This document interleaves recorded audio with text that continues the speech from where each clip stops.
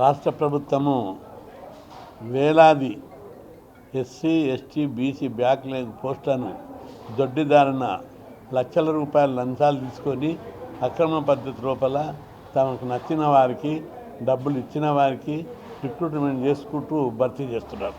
ముఖ్యంగా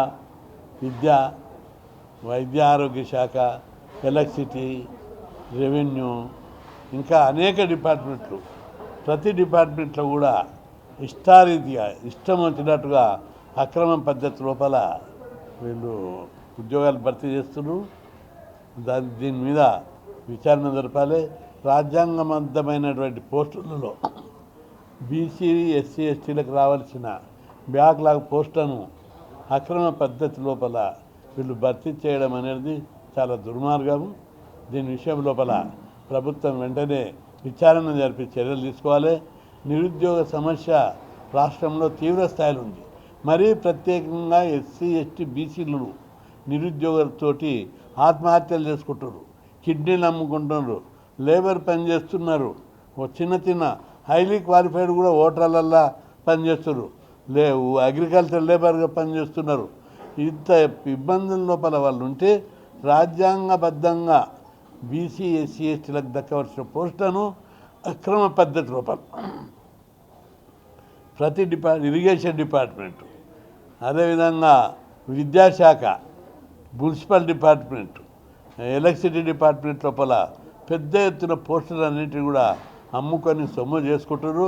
దీని విషయంలో గత ప్రభుత్వం అట్టే చేసింది. దాదాపు 5 లక్షల అవుట్సోర్సింగ్ ఉద్యోగులు కాంట్రాక్ట్ అవుట్సోర్సింగ్ అని చెప్పి మొత్తం డ్యూటీ చేయడం జరిగింది. దీని మీద ప్రభుత్వం వెంటనే చర్యలు తీసుకోవాలి. ఎవరెవరైతే అక్రమాలకు పాల్పడ్డారో, ఎవరైతే పోస్టులు లక్షల రూపాయలు తీసుకొని చేతులు మార్చుకున్నారో, కొన్ని రోజులు ఈ విధంగా పోస్టులు తీసి మళ్ళీ కొన్ని రోజుల వాళ్ళని తీసేసి మళ్ళీ కొత్త వాళ్ళని పెట్టుకుంటా ప్రజలందరినీ కూడా పిచ్చోళ్ళని చేసినట్టు నిరుద్యోగుల జీవితాలతో చెలగటం. రాష్ట్రంలో నిరుద్యోగ సమస్య ఎంత తీవ్ర స్థాయిలో ఉందో ముఖ్యమంత్రి గారు చెప్తున్నారు. మేము 70,000 పోస్టులు ఇచ్చినామని. అక్రమ పద్ధతిలో అవుట్సోర్సింగ్, కాంట్రాక్టు, టెంపరీ అని చెప్పి ఎస్సీ ఎస్టీ బీసీలకు రావాల్సిన బ్యాక్లాగ్ పోస్టులు, రిజర్వేషన్ పోస్టులను పక్కకు పెట్టి డబ్బున్నోళ్లకు లంచాలు తీసుకొని అమ్ముతున్నటువంటి వాటి మీద విచారణ జరపవలసినటువంటి అవసరం ఉంది. దీని విషయంలో ఎంబడే చర్యలు తీసుకోకపోతే మాత్రం తీవ్ర పరిణామాలు జరుగుతాయని చెప్పి ప్రభుత్వాన్ని హెచ్చరిస్తున్నాం. ఎక్కడికక్కడ ఆ జిల్లా స్థాయి అధికారులు, కొన్ని మంత్రుల బంధువులకు పోయిన ప్రభుత్వం లోపల కూడా పెద్ద ఎత్తున అక్రమ పద్ధతితో ఇప్పుడు ఎలక్ట్రిసిటీ లోపలైతే ఇష్టారీతిన చేశారు. మున్సిపల్ డిపార్ట్మెంట్లో బోగస్ ఉద్యోగులను సృష్టించారు. బోగస్ ఉద్యోగుల పేరు మీద దందాలు చేశారు. అదేవిధంగా విద్యాశాఖ లోపల, ప్రతి ఇరిగేషన్ లోపల, దీని లోపల అవుట్సోర్సింగ్, కాంట్రాక్ట్ అని చెప్పి చాలా లక్షల రూపాయలు తీసుకొని అక్రమ పద్ధతి లోపల భర్తీ చేశారు. వీటన్నింటి మీద కూడా సమగ్రంగా విచారణ జరపాలి. ఎవరెవరైతే లంచాలు తీసుకున్న ఉన్నత అధికారులు కానీ నాయకులు కానీ ఉంటే వాళ్ళ మీద కఠిన చర్యలు తీసుకోవాలని చెప్పి నేను ప్రభుత్వాన్ని డిమాండ్ చేస్తున్నా. ఒకవైపు నిరుద్యోగ సమస్యతోటి నిరుద్యోగులు ఆత్మహత్యలకు పాల్పడుతున్నారు. ఇంకొక వైపు లక్షల రూపాయలు ఖర్చు పెట్టి 35 ఏళ్ళు అయితే కూడా పెళ్ళిళ్ళు చేసుకోకుండా కోచింగులు తీసుకొని వాళ్ళు జాబుల కోసం ఎదురు చూస్తున్నారు. టాలెంటెడ్ పీపుల్కి ఏమో జాబులు రావడం లేదు.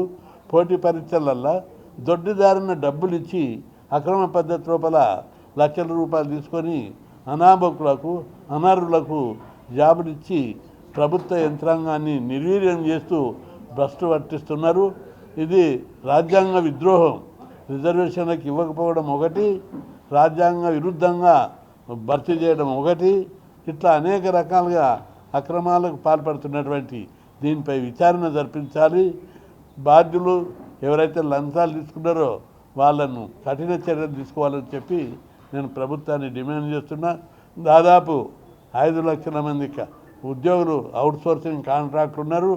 వాళ్ళ మీద వాళ్ళు ఏ పద్ధతిలో వచ్చారు, ఏ మార్గంలో మున్సిపాలిటీ లోపల బోగస్ పేర్లు పెట్టి రాజేస్తున్నారు. లంచాలు తీసుకొని మధ్యలో ఉన్న వాళ్ళందరూ ఏజెన్సీలు, పెద్ద ఆఫీసర్లు కలిసి డ్యూటీ చేస్తున్నటువంటి పరిస్థితులు మనం ఈరోజు చూస్తున్నాం. కాబట్టి ప్రభుత్వం వెంటనే దీని మీద ముఖ్యమంత్రి గారు నిరుద్యోగ సమస్య పరిష్కారం మీదనే అది ఇస్తానే హామీ మీదనే ఆయనకు ముఖ్యమంత్రి అయ్యాడు.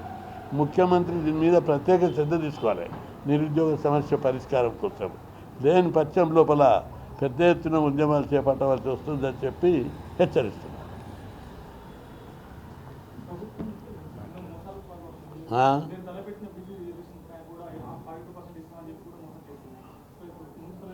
ఇప్పుడు అసెంబ్లీ నడుస్తుంది, పార్లమెంటు. అవి ఆంధ్ర వచ్చినాక రెగ్యులర్గా ఉద్యమాలు నిరుద్యోగ సమస్య మీద చేస్తాం. రెండవది, నిరుద్యోగం మీద ఉద్యమాలను అణచిపెట్టడానికి ప్రభుత్వం కుట్ర చేస్తుంది. ఎవరి స్థాయిలో అందిన కాడికి దోసుకుంటున్నారు వాళ్ళు.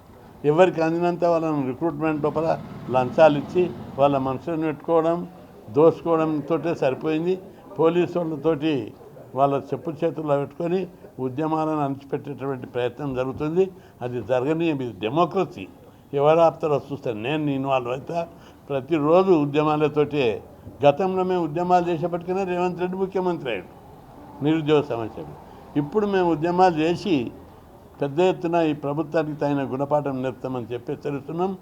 ఈ లంచాలు తీసుకొని ఉద్యోగాలు భర్తీ చేసే ఏ విధానం అవుతుందో దాని మీద సమగ్రంగా విచారణ జరపాలి. మంత్రుల స్థాయి లోపల కూడా మంత్రుల పేషీలు, ఉన్నత అధికారులు అందరూ ఎక్కడికక్కడ అందిన కాడికి దోసుకుంటున్నారు. ఎవరికి అందితే అంత దోసుకొని ఉద్యోగాలను అడ్డగోలుగా రిక్రూట్ చేసుకుంటే దీని మూలంగా రాజ్యాంగబద్ధంగా బీసీ, ఎస్సీ, ఎస్టీలకు దక్కవలసిన పోస్టులు దక్కకుండా పోతున్నాయి. కాబట్టి బీసీ, ఎస్సీలకు అన్యాయం జరుగుతుంది.